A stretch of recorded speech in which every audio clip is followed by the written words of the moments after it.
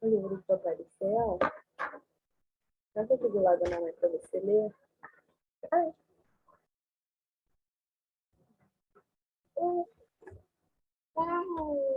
O livro do Papai do Céu.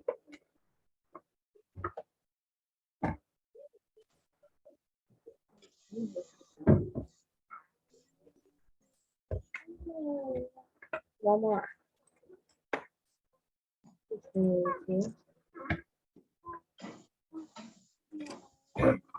Continuando. A gente viu os casos particulares e específicos da concordância nominal. Quando a gente fala sobre a concordância verbal, a gente fala basicamente sobre a concordância entre o sujeito e o verbo. No caso desse quadrinho que o Agar fala, se eles não forem embora logo, vamos precisar aprender a dormir em pé. Prendeu o dedo. A gente tem aí, se eles não forem embora logo, a gente tem o sujeito concordando com o verbo, que é a terceira pessoa do plural. A gente tem também o vamos precisar aprender a dormir em pé. Vamos quem? Nós. Então, mais uma vez, a gente tem o sujeito concordando com o verbo, ambos em primeira pessoa do plural. Então, o que a gente vai ver na concordância nominal? A gente vai respeitar a relação que a gente tem entre número e pessoa e entre o verbo e o sujeito. É a concordância que a gente dá aí. No caso de nós lemos, a gente tem primeira pessoa do plural conjugando o verbo ler. Então, está em concordância. O rapaz estudava com muito foco. A frase está toda no singular, porque ele estudava com muito foco. Também está concordando. A gente também com o microfone aberto. Pronto, fechei. Vamos lá. Na concordância verbal, a gente tem algumas especificações também. A gente pode falar primeiro sobre a concordância de sujeito composto antes do verbo. Toda vez que o sujeito for composto, ele vai vir antes do verbo e esse verbo precisa vir no plural.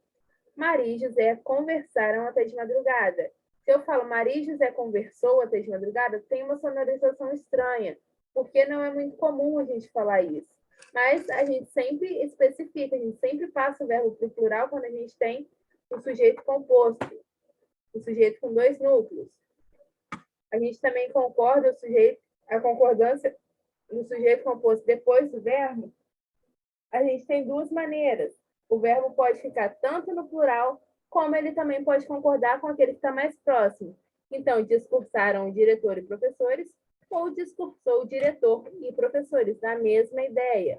A gente só está concordando de uma maneira diferente. A gente tem também concordância de sujeito formado por pessoas gramaticais diferentes. Que pessoas gramaticais são essas? A gente tem nas nossas vozes verbais, nas pessoas gramaticais, 3 pessoas. A primeira pessoa, que geralmente é quem fala, eu ou nós. A gente tem a segunda pessoa, que é com quem a gente fala, tu ou vós. E a terceira pessoa, que é aquilo ou aqueles de quem a gente fala.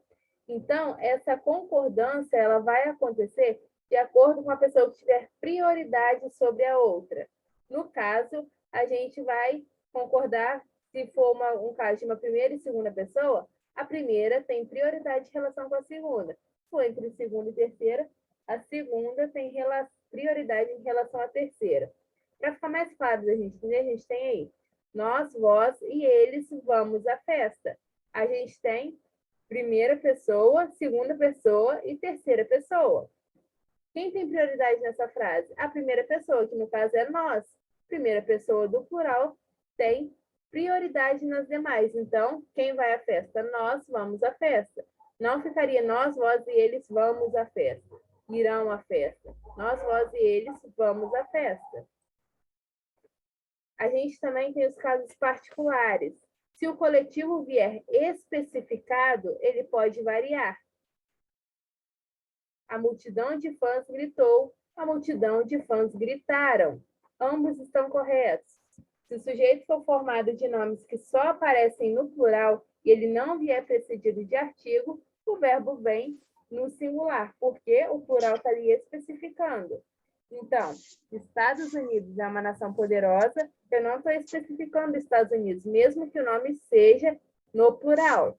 Se eu falo os Estados Unidos, aí sim eu passo o sujeito, o resto da frase, o verbo também para o plural. Então, se eu falo Estados Unidos é uma nação poderosa, tá ok. Eu estou falando de Estados Unidos como país, não estou especificando, não tem um artigo ali. Mas se eu falo os Estados Unidos, aí eu passo o verbo pro plural também. Os Estados Unidos são a maior potência mundial.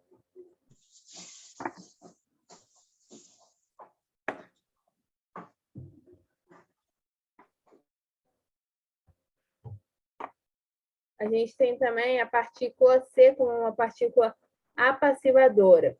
Toda vez que a gente tem um verbo transitivo direto, que é aquele que tem um complemento sem preposição, a gente pode mudar o verbo, ele pode variar. O que é um verbo de voz passiva? Quando o verbo é a própria voz verbal. Vende-se essa casa. Não estou especificando nada. Se eu falo a casa é vendida, eu falo na voz ativa. Então, se eu tenho a partícula C, eu passo tudo para o plural. Vende-se casa, vira vendem-se casas. Vai concordar também no plural ali. Você vai sair da cadeira. Nos verbos impessoais, a gente sempre deixa a concordância na terceira pessoa do singular. Porque o que são os verbos impessoais? São os verbos que não apresentam sujeito. Então, a gente tem aí como exemplo de verbo impessoal. Haver, com o sentido de existir. Fazer, indicando tempo decorrido. E os verbos que indicam algum fenômeno da natureza ou fenômeno atmosférico. Chover, nevar, ventar. Com o verbo haver, a gente sempre faz a concordância na terceira pessoa do singular quando esse verbo for usado com o sentido de existir ou quando indicar um tempo decorrido. Então, havia uma criança correndo no parque. Havia várias crianças correndo no parque. Existem crianças correndo. Se ele tem no sentido de existir, ele continua com a sua forma nominal, normal. Havia. Se ele for indicar, ele continua na sua forma conjugada. Se ele vier indicando um tempo decorrido, ele fica na forma impessoal deles. Há 1 minuto você ainda não tinha chegado. Há 3 minutos você ainda não tinha chegado. A gente não modifica ele continua com a mesma forma. Com o verbo fazer é praticamente a mesma coisa, sempre na terceira pessoa, quando o verbo indicar um tempo decorrido. Vai fazer 1 ano que visitei o Canadá. Vai fazer 5 anos que visitei o Canadá. A gente não fala vão fazer, a gente fala vai fazer. Faz 1 mês desde a última vez que te vi, faz 3 meses desde a última vez que te vi.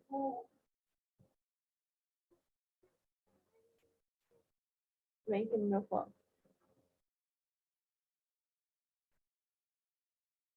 E com os verbos que indicam fenômenos meteorológicos, a mesma coisa.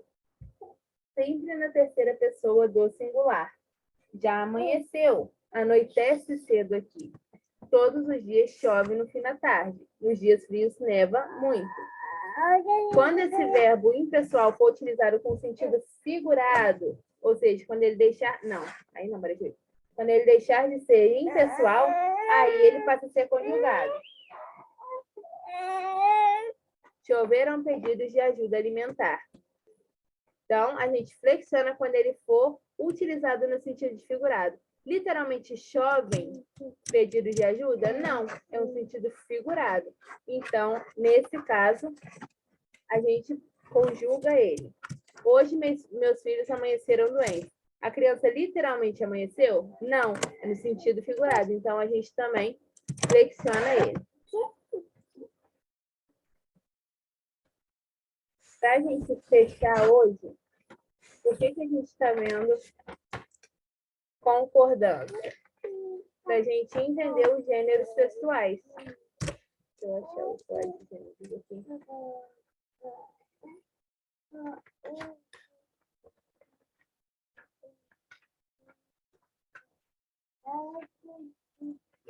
Ai, Jesus.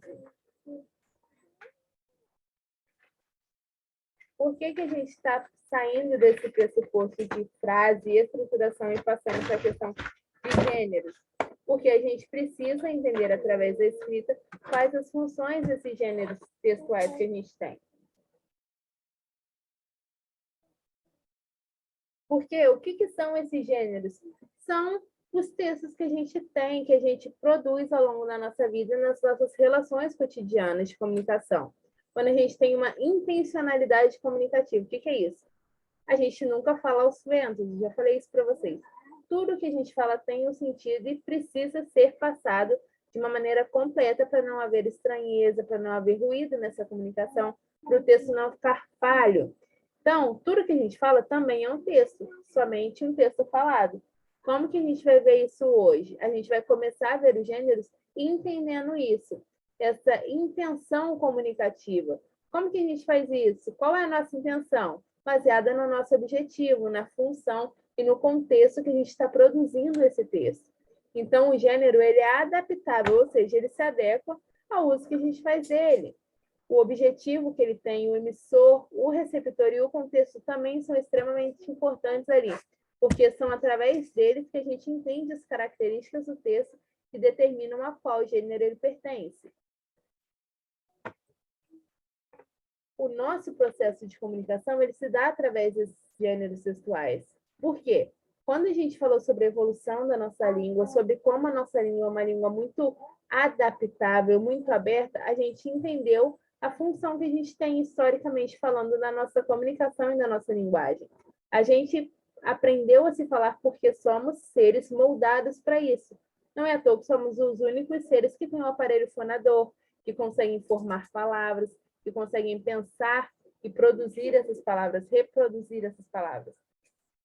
Então, a gente tem, na nossa linguagem, gêneros que têm especificidades, ou seja, a gente consegue categorizar eles. Lembram quando a gente iniciou a nossa disciplina, eu falei que a gente vai falar sobre a nossa comunicação, como se ela fosse um guarda-chuva virado de cabeça para baixo, e tudo que a gente vai aprendendo como ser de repetição, como eu já falei para vocês, a gente não fala do nada, a gente só reproduz o que a gente já ouviu um dia, a gente pode pegar todas essas questões que a gente veio colocando desde a primeira aula no nosso guarda-chuvinho virado de cabeça para baixo e engavetar ele. O que é engavetar? Pensem num gaveteiro. São várias gavetas, concordam comigo? Tudo que a gente fala, tudo que a gente reproduz, a gente pode adaptar em determinadas gavetas e separar isso, classificar isso. Por quê? A gente precisa entender que, além da nossa necessidade de comunicação, a gente tem uma necessidade de construção comunicativa. Como que a gente faz isso? Através dessa gavetinha que a gente monta com todos os textos que nós aprendemos e escrevemos, reproduzimos na nossa vida. Então, esses tipos de textos que a gente trabalha, esses tipos de gêneros, dependem da necessidade que a gente está vivendo ali. Então, podem surgir gêneros novos, ao mesmo tempo que a gente pode mesclar vários tipos de gêneros. Porque a nossa linguagem é isso, é uma linguagem de construção. A gente constrói a nossa linguagem baseada em quem fala, com quem a gente fala, sobre o que a gente fala, num determinado contexto, num contexto específico. Então, quando a gente vai identificar esse tipo de gênero, a gente observa o tipo comumente predominante ali. Se tudo que a gente fala é uma mescla, a gente vai pegar o gênero que mais domina esse campo semântico, digamos assim. Embora a gente tenha na nossa língua escrita alguns tipos de gêneros com estruturas específicas e características próprias, a gente pode entender isso como uma flexibilidade, uma adaptação. A gente não pode definir uma estrutura como fixa, ela permite algumas mudanças, algumas nuances. Então, a gente pode falar que esses tipos de gêneros, eles são transmutáveis. É possível que a gente crie novos gêneros a partir de outros gêneros, porque isso depende da nossa necessidade de comunicação. Tudo que a gente fala, tudo que a gente produz, é uma constante evolução. Lembram quando a gente falou sobre a evolução da nossa linguagem? Lembram do vossa mercê, que virou você, que hoje em dia na linguagem tecnológica é só um V e um C? E eu comentei com vocês que provavelmente daqui a uns tempos vai ser só um Czinho. Por quê? As palavras vão se adaptando, vão evoluindo. assim como o ser humano. Chega um momento que a gente não precisa mais escrever daquela forma, porque o sentido já vai estar completo, só na palavra contracta ou só na sigla, digamos assim. Com gêneros sexuais é basicamente a mesma coisa. Então, quando a gente fala sobre gêneros e tipos sexuais na grade da escrita, a gente tem categorias diferentes. Que categorias são essas? A gente tem os gêneros, que surgem a partir da função específica que ele tem, e a gente tem os tipos, que são as classificações que a gente dá na base da estrutura padrão. Ou seja, a gente tem os tipos da forma de...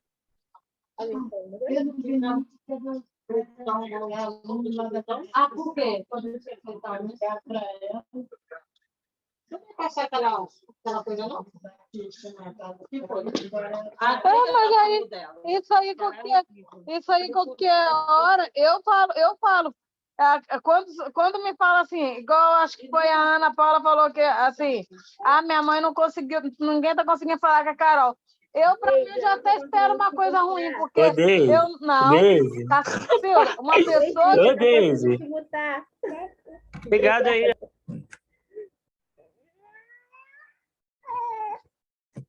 Que susto, meu Deus. Vamos lá.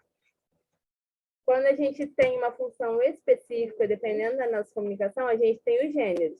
E quando a gente tem as estruturas específicas, a gente tem os tipos. Você está fazendo joia, o pessoal está assistindo aula, o pessoal não está vendo você fazendo joia para eles. Depois você faz. Tá bom? Brinca aqui com o estojo, ó. Gente, desculpa. Tem uma criança terrível aqui. Continuando. A gente tem como tipos de gêneros aqueles que têm função específica. Carta, conto, crônica, receita, bula. Eles têm uma função específica na forma de comunicação. Uma carta é para comunicar alguma coisa. Um conto é um texto baseado... Não, rabisquei.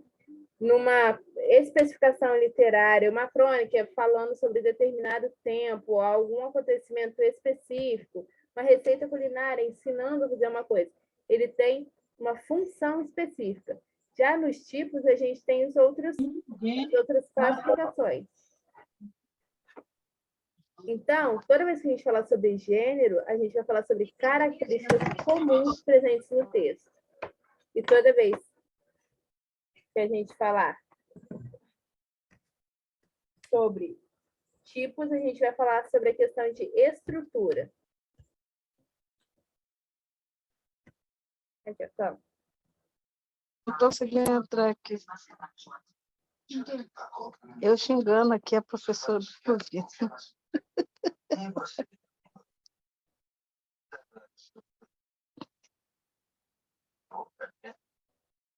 Vamos lá.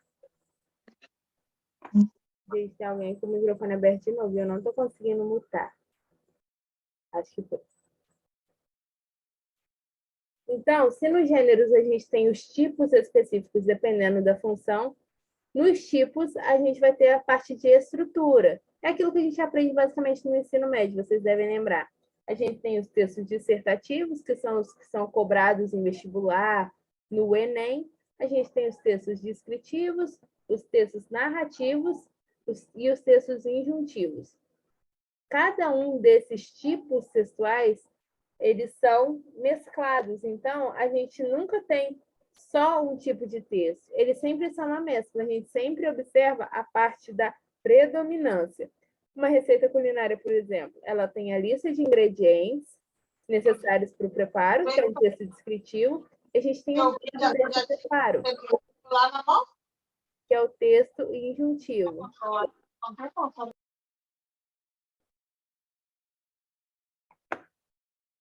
Por quê? O texto injuntivo é aquele que dá coordenação, que dá a forma de fazer as coisas. E o texto descritivo é aquele que descreve tudo que é necessário para fazer alguma coisa, tudo que é necessário. Ele expõe essas particularidades.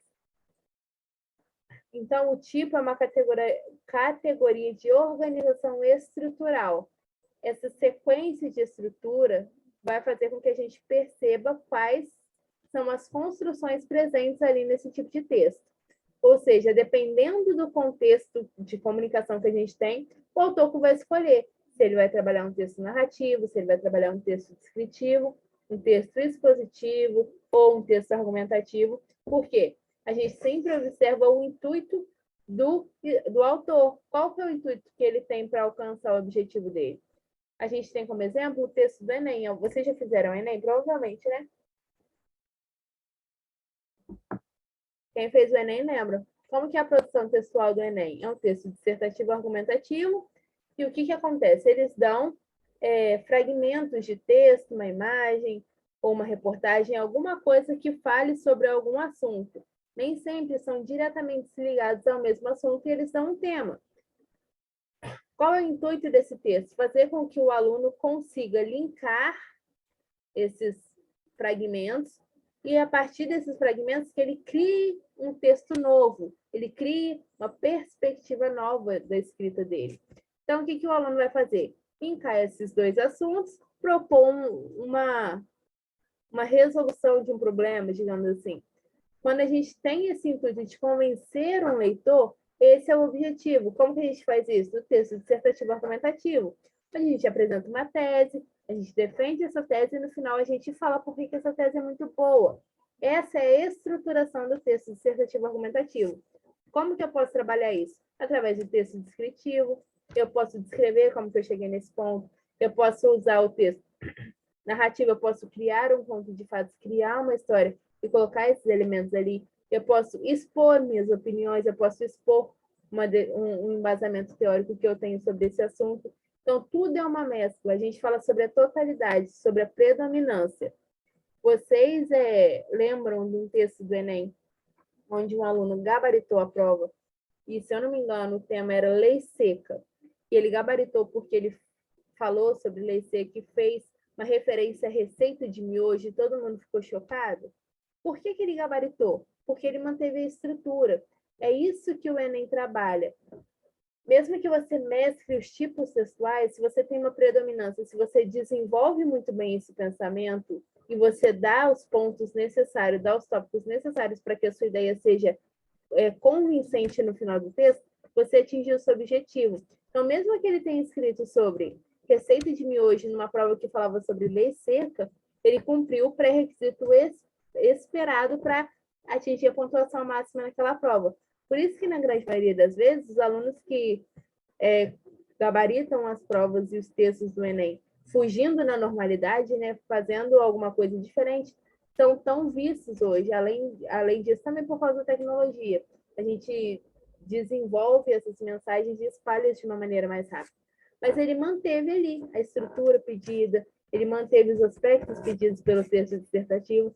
Ele pode ter fugido um pouco do tópico em si, porque ele trouxe elementos de fora, mas, ao mesmo tempo, ele trabalhou isso de uma maneira bem certinha, bem elaborada. Ele manteve essa estrutura. Ele variou, sim, nos tipos de gênero, mas, ao mesmo tempo, ele conseguiu se manter ali no texto dissertativo. Então, por isso que ele gabaritou a prova. Por isso que a gente fala que é uma mescla. A gente tem vários tipos misturados, mas essa predominância que vai determinar qual tipo de texto que a gente está falando. Então, dependendo do tipo de texto, a gente parte de posicionamentos diferentes. Por isso que a gente tem alguns aspectos diferentes para categorizar esse tipo de variedades textuais que a gente tem e colocar cada um na sua gavetinha. O mesmo gênero, ele pode abarcar mais de um tipo textual. Então, eu posso ter ali no conto um conto narrativo com foco que tenha questões e focos descritivos ou dissertativos.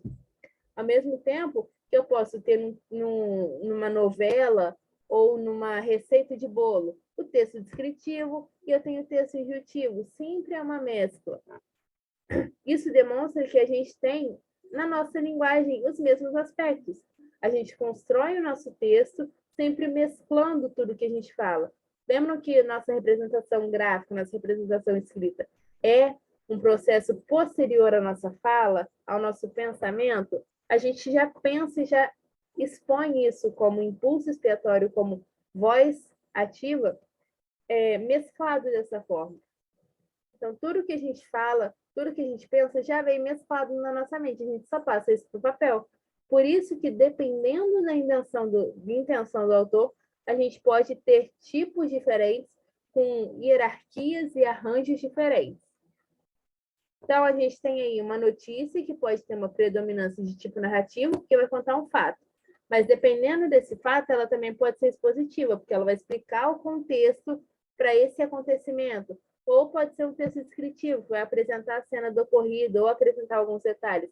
Observem, não é só um tipo especificado, é uma mescla com uma predominância. Então, toda vez que a gente falar sobre os gêneros textuais, a gente vai falar sobre um conceito mais amplo.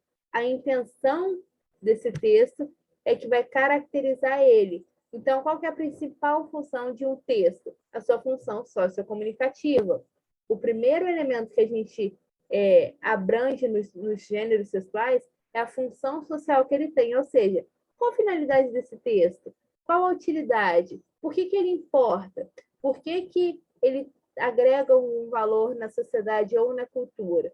Porque a linguagem que a gente utiliza para se comunicar como uma ação comunicativa é uma linguagem necessária, seja pessoal ou coletiva. Por isso que quando a gente falou lá atrás sobre nossa voz ser um impulso inspiratório e ser algo que nos define, ser a nossa identidade, a gente falou sobre isso.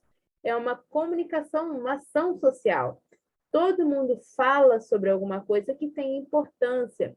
Por isso que a gente sempre considera esse elemento na análise de gênero. A função social desse texto, a finalidade desse texto também é importante, porque é uma construção. Lembra quando eu falei que tudo que a gente fala, tudo que a gente reproduz, nada é novo, tudo já foi falado, ou ouvido, ou lido pela gente alguma vez na vida? É por isso. Por isso que na escola a gente lê livros, a gente lê textos extensos. Por isso que a grande maioria do pessoal não gosta de literatura, porque a gente lê livros de anos atrás. Por que a gente lê livros de anos atrás? Para entender o contexto histórico que tem ali, para entender o contexto social que tem ali, para a gente se colocar naquele lugar. Lembram quando eu falei com vocês sobre a importância da leitura? Que a gente lê para a gente se colocar no mundo de uma maneira diferente? Por isso que a leitura é muito estudada e é muito pedida no ambiente escolar, para a gente ter essa noção de se transpor para um outro tempo, para uma outra realidade, porque a gente consegue considerar isso. A nossa linguagem, a nossa leitura como uma ação comunicativa ou ação social. Não sei se vocês acompanham o mundo das fábulas, dos contos, o mundo das fantasias, mas hoje em dia, trazendo de uma maneira mais fácil da gente entender, vocês provavelmente conhecem Harry Potter, ok? O que aconteceu? Por que o livro ficou tão famoso em 20 anos? Porque foi uma construção. Foram anos para esse livro ser publicado, foram anos para ele atingir para ele virar esse fenômeno que ele virou, e foram anos de construção desse tipo de texto. Então, depois que a gente teve Harry Potter, a gente tem vários outros tipos de textos que trabalham também a arte da fantasia, mas que não são tão famosos. Onde que eu quero chegar com isso? Hoje em dia, já é visto de uma maneira diferente, porque hoje em dia a gente considera o que um autor fala. Até alguns anos atrás, 5 anos atrás, a gente via o texto como um texto fechado. Só o texto tinha valor. A gente não colocava ali no texto nada potencial do autor. E o que foi descoberto ao longo dos anos? Que provavelmente a escritora do livro é uma escritora homofóbica, é uma escritora preconceituosa. Então, o que aconteceu? Esses textos começaram a entrar em voga de uma maneira diferente. A leitura dele ficou diferente. As pessoas começaram a perceber que a escrita era uma escrita que puxava por um vigor mais social.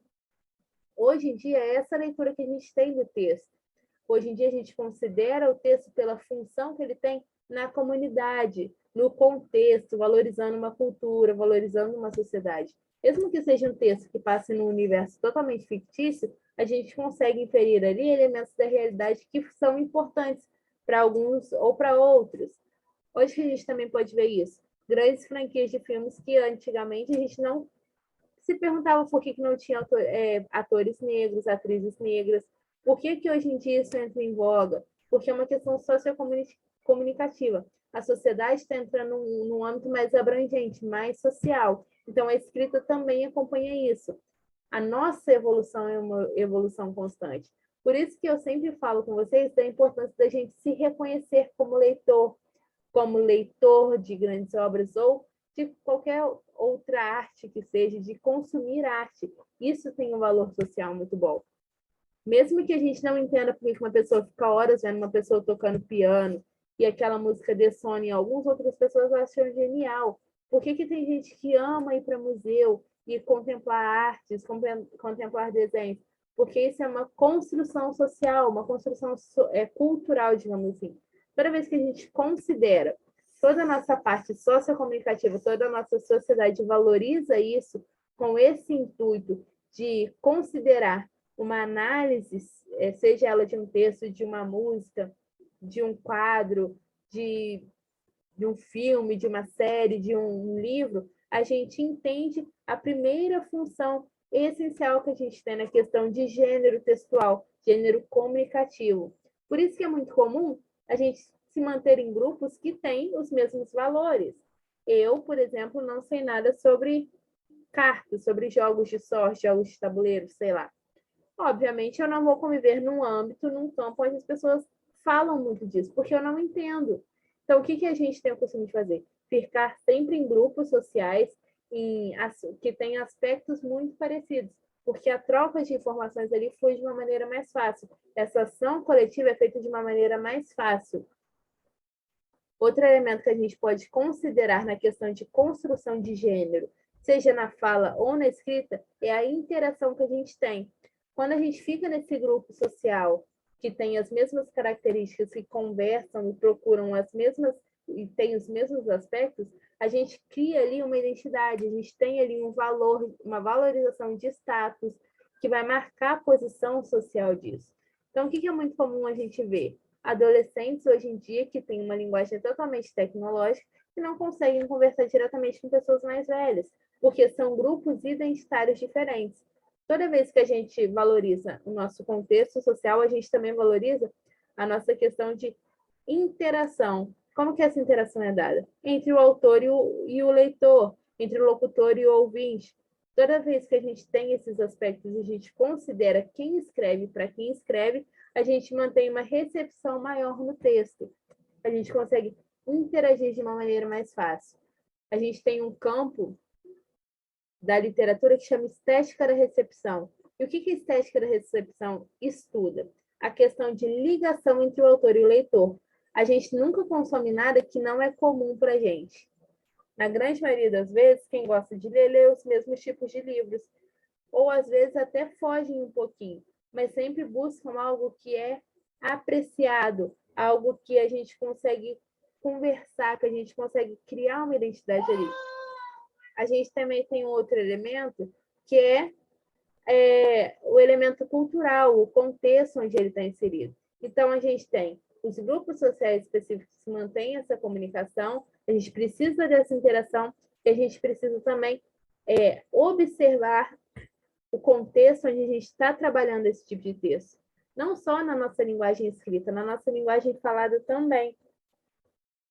Por quê? Vocês, enquanto profissionais da área de saúde, não vão chegar para um paciente do nada e vão começar a falar sobre partes e áreas específicas da área de vocês. O que a gente sempre tenta fazer quando uma pessoa está mal perto da gente ou está nervosa? A gente sempre tenta levar com humor, brincar, falar sobre algo que essa pessoa pode gostar. O que é muito comum? Eu tenho uma filha de 1 ano e 6 meses, vocês estão vendo ela correndo por aqui. Quando eu levo ela no dentista, quando eu levei ela no dentista e no médico novo, no oftalmo, ele falou assim, o que ela gosta? Eu falei, ela gosta de dinossauro. Então, o que ele fez? Pegou um dinossauro e mostrou para ela, falou, olha o dino. E ela ficou encantada, porque ela se colocou ali. Foi um gênero textual que ele utilizou. Ele convenceu ela, utilizando o texto dissertativo, digamos assim, porque ele mostrou para ela que ela podia confiar nele, porque ele também gostava de dinossauro. Isso foi uma construção textual. Ele observou o contexto ali, ele observou o ambiente que ela estava inserida, e ele, como locutor e ela como ouvinte, ele se marcou ali posicionado para mostrar para ela que ele estava ali envolvendo ela, interagindo com ela. Então, é muito comum a gente ver isso hoje com médicos, principalmente na escola, quando a gente chega na escola, a gente geralmente tem uma interação maior com professores que a gente tem algumas características em comum. E a gente, às vezes, odeia profissionais que não tem nada, são muito distantes da gente, porque isso é uma construção textual. Toda vez que a gente se coloca ali como função social, que a gente vê a importância disso, que a gente entende essa importância, a gente cria e abre um leque muito maior para a gente se identificar com isso, e aí sim a gente insere isso no nosso contexto. Eu já passei do tempo, eu tenho 3 minutinhos. Alguém tem uma pergunta? Ou eu posso fechar aqui, e aí na segunda a gente fecha e já faz a revisão para eu liberar a prova para vocês. Se vocês tiverem alguma pergunta, podem mandar. Podem abrir o microfone. Se não tiverem, a gente se despede daqui a 2 minutos.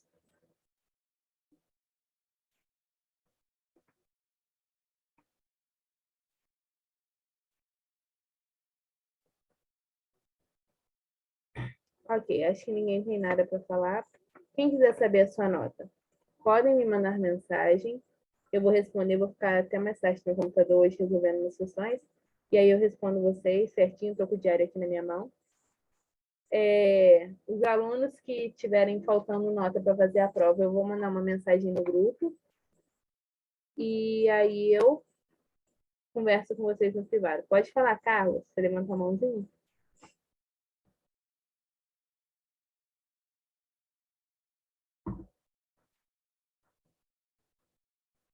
Pode falar aqui? Ou você me manda mensagem no WhatsApp? Pode falar. Carla Fabiano.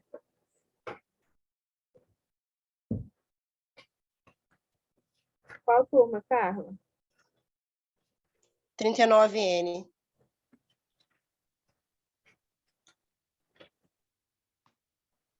Dez. Parabéns, Carla. Obrigada. Acho que é só isso, galerinha. Tem 1 minuto, vai desligar a qualquer momento. A gente se vê na próxima aula. Qualquer dúvida, podem me mandar no WhatsApp. Quem quiser saber a nota também. Já vi que tem gente que manda mensagem que eu vou responder agora. Acho que é isso. Até a próxima semana, que a gente termina os nossos tópicos e faz uma revisão para eu liberar a prova para vocês, então. Ok? Acho que é isso. Boa noite para vocês. Bom restinho de semana. Bom começo de semana, né? Tchau, tchau, gente.